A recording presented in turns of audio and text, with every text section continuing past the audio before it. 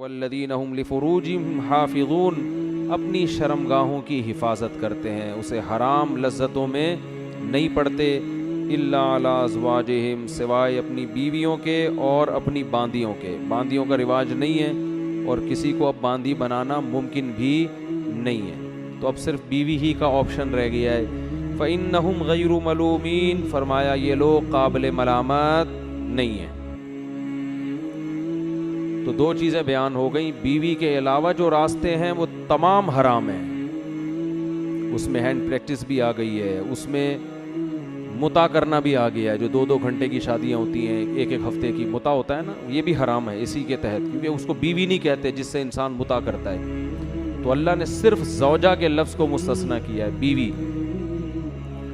اور اس میں زنا بھی آ گیا، اس میں بدفعلی بھی آ گئی لڑکوں سے، یہ تمام چیزیں اس آیت کے تحت داخل ہو گئی۔ تو صرف ایک طریقہ ہے آپ کے پاس، وہ کیا ہے؟ آپ نکاح کر کے اپنی زوجہ سے اپنی خواہش پوری کریں، اس کے علاوہ کوئی راستہ نہیں ہے۔ ایک بات تو یہ پتہ چلی، دوسری یہ پتہ چلی فإنہم غیر ملومین، جو نکاح کر کے اپنی خواہش پوری کرتا ہے یہ لوگ قابل ملامت بولو نہیں۔ تو ہمارے ہاں 2 قسم کے فنٹر مارکیٹ میں پائے جاتے ہیں۔ ایک فنٹر وہ ہیں جو لبرلزم کی انتہا کو پہنچے ہوئے ہیں، وہ کہتے ہیں گرل فرینڈ رکھ لی، اگر کسی سے تھوڑی بہت کچھ ہو گئی، جیسے یونیورسٹی میں ایک دوسرے کو پرپوز کیا نا، انہوں نے گلے ملے، تو ایکچولی اس میں کوئی اتنا بڑا مسئلہ نہیں ہے، ایسی خام خامے ذرا دل صاف ہونا چاہیے انسان کا۔ یہ بھی فنٹر گیری میں ٹاپ پہ پہنچے ہوئے ہیں۔ جب گلے مل ہی لیے تو اب آگے تکلف کی ضرورت کیا ہے؟ یہ تو گلے تو شادی اسی لیے تو کی جاتی ہے کہ انسان اس کے قریب جا سکے۔ جب گرل فرینڈ کے اتنا قریب پہنچ ہی گئے اور گورے اور آگے نکل گئے، وہ اتنے ایڈوانس ہو گئے، ان کے ہاں بچے پہلے پیدا ہو رہے ہیں، شادیاں بعد میں ہو رہی ہیں، تو وہ انڈرسٹینڈنگ کے چکر میں نا، تو یہ بھی فنٹر ہیں۔ دوسرے فنٹر وہ ہیں جو خام خواہ کے صوفی بنے ہوئے ہیں، خام خواہ کے ضرورت سے زیادہ نیک بننے کی کوشش کرتے ہیں، ان کو لوگوں کی بلکہ مولویوں کی شادیوں پہ بہت اعتراض ہوتا ہے ان کا، کیونکہ اس فیلڈ میں زیادہ آگے کون ہے؟ مولانا ٹائپ کے لوگ ہی ہیں، عام لوگ تو ڈر رہے ہوتے ہیں نا، وہ تو شادی بھی لیٹ کرتے ہیں پھر کرتے بھی ایک ہے۔ تو اللہ نے بیوی کے ذریعے، چاہے پہلی بیوی ہو، دوسری ہو، تیسری ہو، چوتھی ہو، جب تک وہ بیوی میں کی فہرست میں 5ویں پھر بیوی نہیں ہو سکتی، اس سے نکاح ہوتا ہی نہیں ہے اسلام میں۔ سمجھتے ہو کہ نہیں سمجھتے؟ وہ بیوی کے لفظ اس پہ صادق ہی نہیں آتا نا۔ جیسے کوئی عورت عدت میں ہو اور وہ کہیں اور شادی کر لے، ایسے بھی کیسز آ رہے ہیں، طلاق ہوئی ابھی عدت پوری نہیں ہوئی ہے، کہیں اور شادی کر لی، تو جہاں وہ شادی کرے گی تو وہ شادی اسلام میں منعقد ہی نہیں ہوگی، تو وہ اس کی بیوی بنے گی ہی نہیں، زنا ہی ہوگا وہ۔ تو اسلام نے بھی کچھ شرطیں بتائی ہیں نا، تو 4 اگر کسی کی موجود ہیں تو وہ 5ویں کرے گا تو وہ 5ویں ہوگی نہیں، وہ بیوی کہلائے گی نہیں۔ تو جب تک بیوی ہے تو اللہ نے، اگر کوئی شخص نکاح کے ذریعے اپنی خواہش پوری کرتا ہے تو اللہ فرما رہے ہیں یہ قابل ملامت، بولتے کیوں نہیں ہے۔ تو اس معاملے میں بھی فنٹر بننے کی کوشش نہ کیا، خود سے فیصلہ نہ کیا کریں، ابے وہ یہ کیا کر رہا ہے، ابے اس کو دیکھو کیا ہو گیا۔ اچھا، اس میں بھی بہت سے، جلدی سے یہ کر کے، میرا آج یہ ٹاپک نہیں ہے، بہت اہم مضامین ہے آگے۔ ایک فنٹر گیری اس میں یہ بھی ہوتی ہے کہ چلو بیوی کرنی تھی تو خوبصورت لڑکی کیوں تلاش کی ہے، اس پہ بھی لوگوں کو کیا ہوتا ہے، پیٹ میں مروڑ، کہ چلو کسی نے شادی کرنی ہی تھی تو خوبصورت سے، کم عمر سے کیوں کی۔ اس میں تکلیف اس کو ہونی چاہیے جس کو پیغام نکاح بھیجا ہے کہ آپ کی عمر زیادہ، بڑھاپا آپ پہ آ رہا ہے، بال آپ کے سفید ہو گئے، تو آپ کو میرے لیے پیغام بھیجتے ہوئے شرم نہیں آتی؟ اس کو تکلیف ہونی چاہیے نا، جو 17 سال کی، 16 سال کی، 18 سال کی ہے۔ اگر اس کو تکلیف نہیں ہو رہی ہے یا اس کے ابا کو نہیں ہو رہی ہے، تو پھر اگر محلے والوں کو تکلیف ہو رہی ہے تو یہ محلے والوں، وہ کیڑے والا لطیفہ سن لے میرا، وہ جو درخت سے گرا تھا نا بندہ، سمجھ میں آ رہی ہے بات؟ درخت سے گرنا تھا۔ ابھی آج ایک کیس سامنے آیا کہ ایک بڑی عمر کے صاحب تھے، ان بڑے مالدار تھے، تو انہوں نے شادی کی کم عمر خوبصورت لڑکی سے، لڑکی بھی خوش ہے، پیسہ بہت تھا ان کے پاس، اب وہ جہازوں میں لڑکی نا، دوسرے ملکوں میں، وہ صاحب کہیں یورپ میں رہتے ہیں، کوئی سمجھے گا نہیں کس کی بات ہو رہی ہے، کیونکہ اب ظاہر ہے یورپ میں تو درجنوں صاحب رہتے ہیں نا۔ بعض لوگ کہتے ہیں آپ نے ہمارا قصہ سنا دیا، تو کسی کو کیا پتا بھائی میں کس کا قصہ سنا رہا ہوں, ایسے تو بہت لوگ ہیں. تو یورپ میں رہتے ہیں, وہ بیگم کے بہت مزے ہو گئے, بنگلے شنگلے بنا کے دے دیے اس کو, وہ غریب لڑکی. اب لوگ اعتراض کر رہے ہیں کہ دیکھو اتنی عمر کا ہو کے اتنی کم عمر سے شادی کی ہے, تو جس سے شادی کی ہے وہ خوش ہے.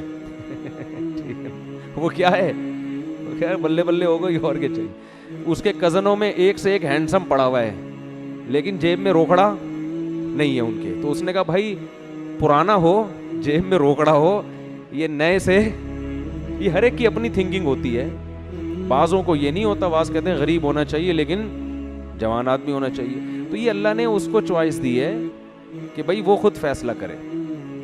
تو یہ آپس کی انڈرسٹینڈنگ ہوتی ہے کون کہاں شادی کر رہا ہے. تو جہاں بھی جو کر رہا ہو نا وہ ان کا آپس کا معاملہ ہوتا ہے, اس میں کباب میں ہڈی بننے کی کوشش نہ کیا کریں. اللہ سے دعا مانگا کریں, اللہ مجھے بھی کوئی دلا دے, بس اتنا حق بنتا ہے آپ کا.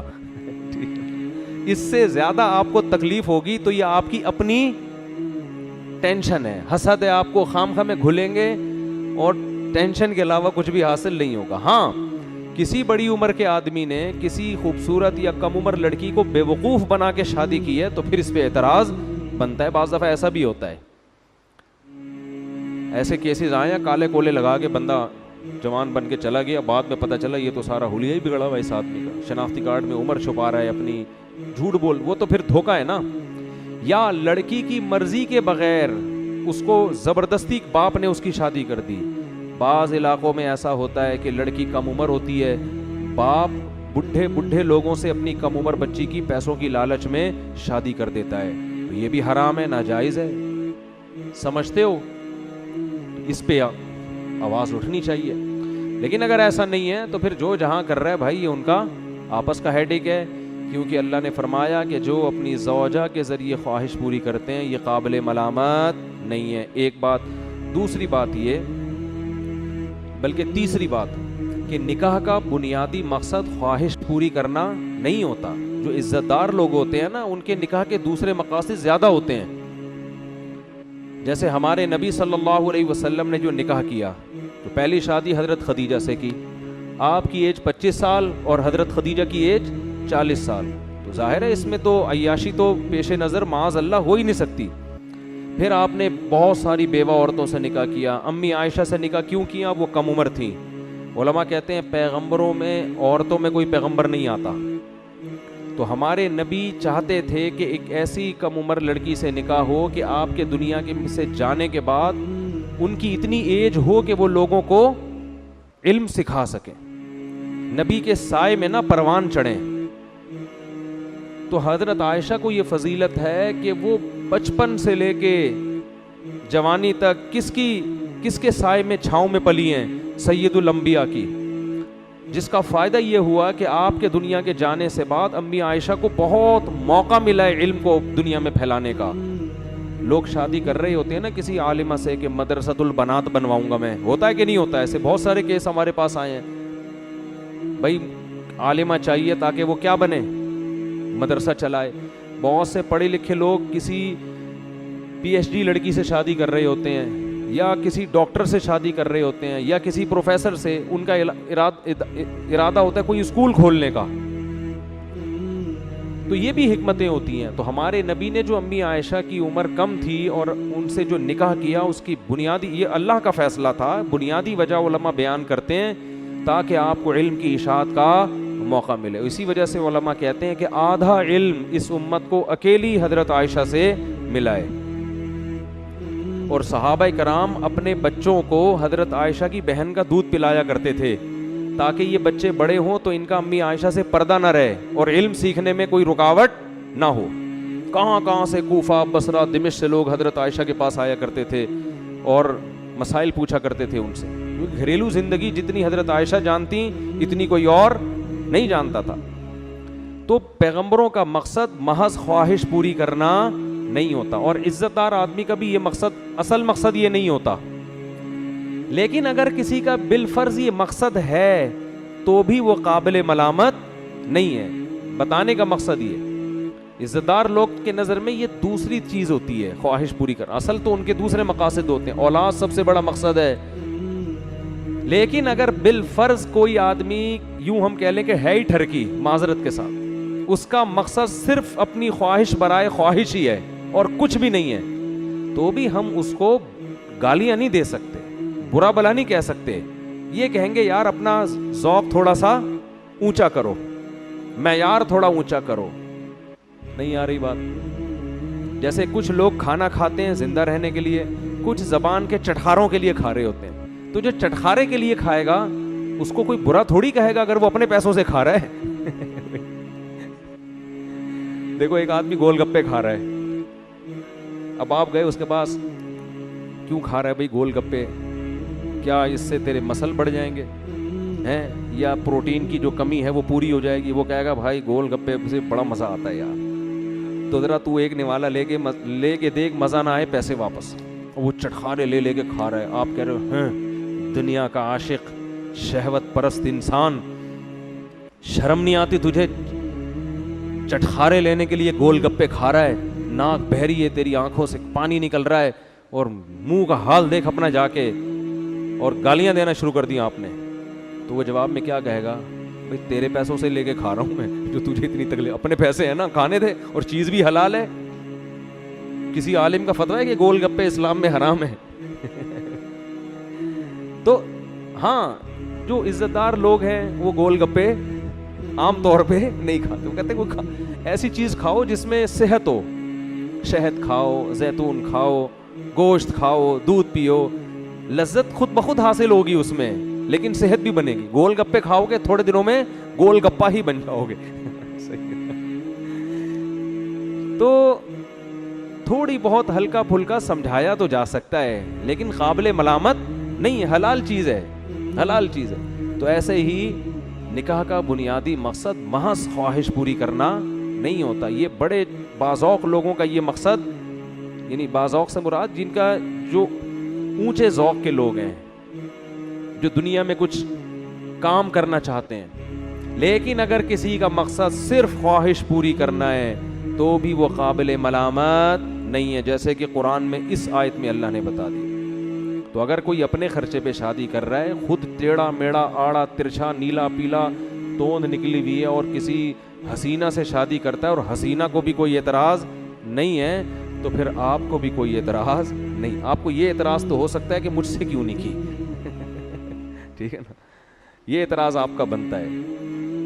تو اگر وہ آپ کو کہتے بھائی آپ مجھے سمجھ میں نہیں آ رہے تھے، تو پھر وہ جس سے چاہے کرے. تو یہ آج کل ہمارے معاشرے میں ایک بہت بڑا المیہ ہے، اور یہ عورت کے لیے بھی ہے. طلاق یافتہ یا بیوہ عورت، اگر وہ کوئی اس کو اچھا لگ رہا ہے، کوئی ہینڈسم لگ رہا ہے، کوئی اسمارٹ لگ رہا ہے، وہ چاہ رہی ہے کہ میں اس سے شادی کروں، یہ مجھے اچھا لگ رہا ہے، تو قرآن عورتوں کے بارے میں تو بہت واضح کہتا ہے، لا تعضلوہن ان ینکحن ازواجہن، ان کو مت روکو اس بات سے کہ یہ جہاں نکاح کرنا چاہیں وہاں نکاح کریں. اس بات سے ان کو بولتے کیوں نہیں مت روکو. ایسے کیسز اب بھی آ رہے ہیں، تو میں بہت کم فون سنتا ہوں، لیکن جب بھی سنو کوئی نہ کوئی کہانی سامنے آتی ہے. 30 سال کی خواتین، 30 سال میں تو عورت جوان ہوتی ہے، 2 بچے، طلاق ہو گئے، اب خاندان والے دھمکیاں دے رہے ہیں کہ اگر شادی کی تو ٹانگیں توڑ دیں گے، بائیکاٹ کریں گے، بس اب چھوڑ دو، ان بچوں کی خاطر جیو. تو یہ ظلم ہے معاشرے میں. تو جیسے مرد کو اجازت ہے، اللہ نے عورت کو بھی اجازت دی ہے کہ تو نکاح پہ کوئی پابندی نہیں ہے بھائی. نکاح کو معاشرے میں زیادہ سے زیادہ پروموٹ کرو. جو کر رہا ہے، میرے پاس تو لوگ آتے ہیں نا، مجھے بھی آفس میں مجھے سیٹنگ ہو گئی اچھی لگ رہی ہے، میں کہتا جا شادی کر سب سے پہلے، کوئی ٹینشن کی بات نہیں. اگر نکاح نہیں کرنا پھر تعلق ختم کر دو. تو اللہ نے جس چیز کی اجازت دی ہے، ہمیں فنٹر بننے کی ضرورت نہیں ہے، اور حد سے زیادہ حدود سے آگے نکلنے کی ضرورت نہیں ہے. تو فرمایا فَإِنَّهُمْ غَيْرُ مَلُومِينَ، یہ لوگ قابل ملامت نہیں ہیں. فَمَنِ ابْتَغَىٰ وَرَاءَ ذَلِكَ، جو نکاح کے علاوہ کوئی اور راستہ تلاش کرے گا، فَأُولَٰئِكَ هُمُ الْعَادُونَ، یہ لوگ اللہ کی حدود سے تجاوز کرنے والے ہیں.